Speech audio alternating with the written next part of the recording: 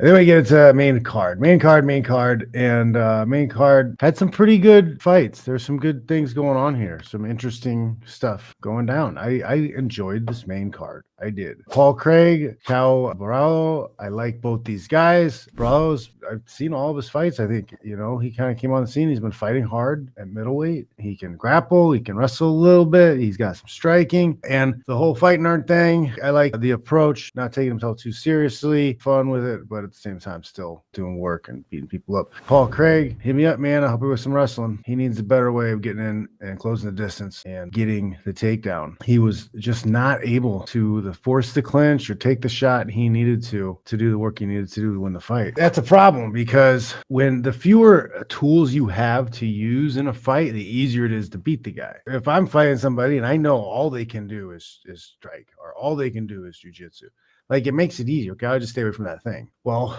Paul Craig's stand-up hasn't gotten good enough to be that dangerous by itself, So he still needs that ground. He's kind of fish in a barrel. He's got to either figure out a way to easily get takedowns or force clinch without taking any damage because he's struggling right now. Guys know he's got those triangles. He's got those submissions from his back. So you're probably better off not taking him down. If you can beat him up in the fence, cool. But if you can keep a little bit of space and distance, that's a winnable fight if you box with him. Next fight.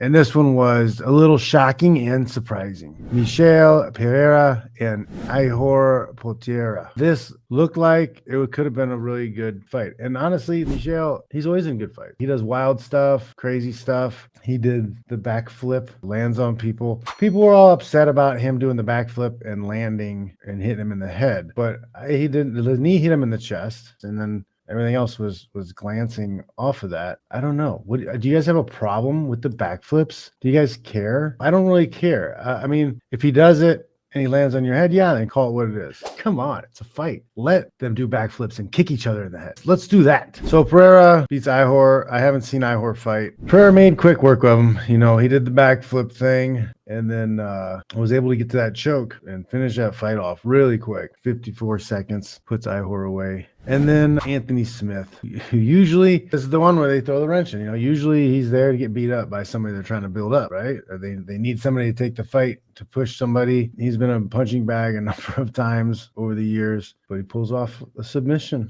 Round 2. I don't know what happened with Vitor here. They've been pushing this Vitor guy for a minute. But yeah, they needed some fresh blood at light heavyweight, and they were pushing this guy. But Anthony Smith comes and derails him, puts himself in a good position to win. Then what's up with UFC? What do they do now?